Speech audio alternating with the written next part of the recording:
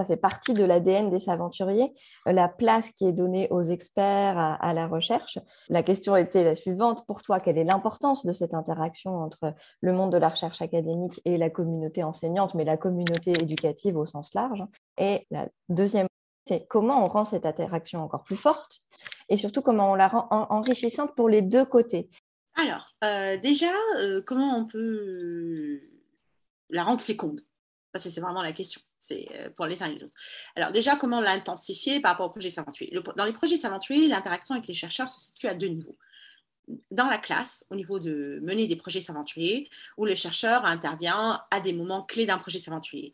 Parce que les projets Saventuer démarrent toujours avec les questions des élèves. C'est des questions de curiosité, de motivation, de mise en mouvement de l'élève, mais ces questions ne suffisent pas pour faire des apprentissages dans la persévérance, pour construire des apprentissages profonds et longs dans la durée.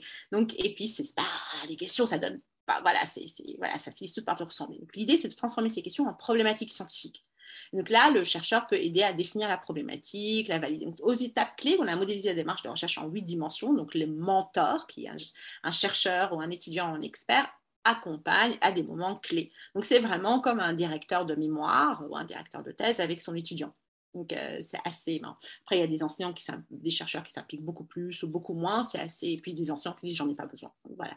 On pourrait, numériquement, ça serait impossible de le faire partout en même temps parce qu'il n'y a pas assez d'étudiants et d'élèves pour toutes les classes de France. Donc, c'est pas ça. Ensuite, il y a l'interaction entre enseignants et chercheurs. Et là, c'est pas rarement individuel, c'est entre communautés. C'est-à-dire, par exemple, pour créer les référentiels de l'étude de l'élève-chercheur ou de l'enseignant-chercheur, de pédagogue-chercheur, on l'a fait avec des chercheurs, dans des collaboratoires avec les enseignants. Après, dans le cadre de nombreux travaux, on se rend compte qu'il y a des objets différents. Ce qui intéresse un chercheur, c'est produire des savoirs. Ce qui intéresse un prof, c'est que sa classe marche et que les élèves apprennent mieux. Donc déjà, on a des objectifs qui ne se rencontrent pas. Alors après, on a des chercheurs qui veulent produire des savoirs qui soient utiles à la classe. Et c'est là où ça se corse. Si j'ose dire, en fait, à la limite, si c'était juste deux mondes parallèles, on ne se poserait pas de questions. Qu'est-ce que ça veut dire un savoir utile à la classe? Comment le construire? Est-ce que c'est simplement en faisant des évaluations, en disant tel dispositif d'intervention est plus efficace, adoptez-le? Oui, comment? Pourquoi? C'est un protocole médical. Enfin, voilà. Donc, il y a je dirais que je n'ai pas de recette, je ne sais pas comment faire. Je doute que qui que ce soit sache le faire de manière absolue et que ça marche, parce qu'il y a un côté braconnier chez les enseignants. Et ça, jamais, jamais, il faut l'oublier. On peut faire toutes les études statistiques avec des cohortes de dizaines de milliers. On va toujours se retrouver avec des singularités d'un enseignant qui va dire, à cet instant T, je vais en fait braconner et faire comme ça. À tort, à raison. Je ne parle pas des grandes erreurs, je parle vraiment du quotidien, c'est des micro-gestes, des micro-trucs. Je ne suis pas certaine qu'il faille prescrire à tout prix une collaboration chercheur-enseignant. Je pense qu'il y a des grandes familles intéressantes. Faire connaître les résultats de la recherche aux enseignants, c'est important. Créer des manières dont ils se l'approprient, donc les transformer en dispositifs avec le pilier cognitif, le pilier pédagogique et le pilier pragmatique. Les gens ont tendance à l'oublier, c'est le plus important en fait. Je suis prof de SVT en 1h30, si ton truc ne rentre pas dans 1h30 et qu'il ne me fait pas faire mes programmes, il est nul et non avenu. Donc il y a vraiment Donc voilà, si traduire les résultats de la recherche se transforme en ça, oui, c'est appropriable. Sinon, ça va rester dans une revue. Donc, il y a tout un tas de questions à se poser. Est-ce que tu parlais de nourrir de manière réciproque? Souvent, les chercheurs ont besoin d'accès au terrain pour avoir des données, pour passer des questionnaires, pour faire des observations. En général, les enseignants jouent le jeu. Mais est-ce que c'est vraiment le degré zéro de collaboration? Est-ce qu'on peut imaginer des collaboratoires plus ambitieux en termes de développement professionnel pour les enseignants, en termes d'acquisition de cette expertise accrue? Qu'elle soit aussi, il y a aussi le modèle du knowledge gap, les lacunes de connaissances. Donc, les enseignants ne seraient pas à jour dans les connaissances.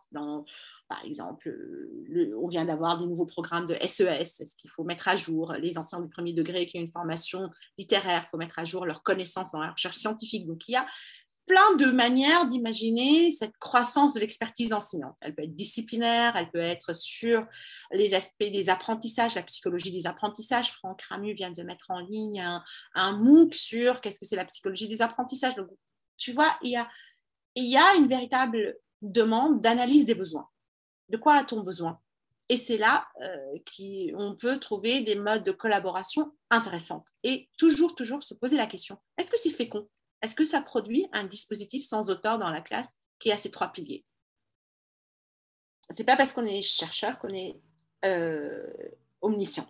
Et en fait, souvent, les chercheurs sont aveugles à la dimension utilitariste et des enseignants. C'est-à-dire que moi, en tant qu'enseignante ou en tant que directrice du Saint-Montreuil, je vous utilise, vous autres les chercheurs. Mais littéralement, je suis utilitariste. C'est-à-dire, ce qui m'intéresse, en fait, pour de vrai, c'est que les élèves réussissent. Si je peux vous utiliser, mais j'ai aucun scrupule. Et deuxièmement, ils ont du mal à imaginer qu'on peut produire des savoirs sur eux. C'est-à-dire que lorsqu'il y a un chercheur, une équipe de recherche engagée dans des actions de recherche-action, et ça ne date pas d'hier, il y a toujours un effet, qui est un effet de formation pour les enseignants. Et ça, très peu, ils s'en rendent compte. Et comme tu viens de dire, il y a aussi un effet de formation pour les chercheurs, parce que ça influe beaucoup sur l'identité professionnelle et comment je travaille. Mais il y a des non-dits. Il y a beaucoup d'implicites et de non-dits. Et ils ne le diront pas. Et moi, je vous le dis parce que j'ai toute honte lu. En fait, on construit des savoirs sur les chercheurs et sur leur mode de pensée et sur leur mode de raisonnement et sur leurs objectifs et sur leur hiérarchie des métiers des savoirs et des noblesses des savoirs.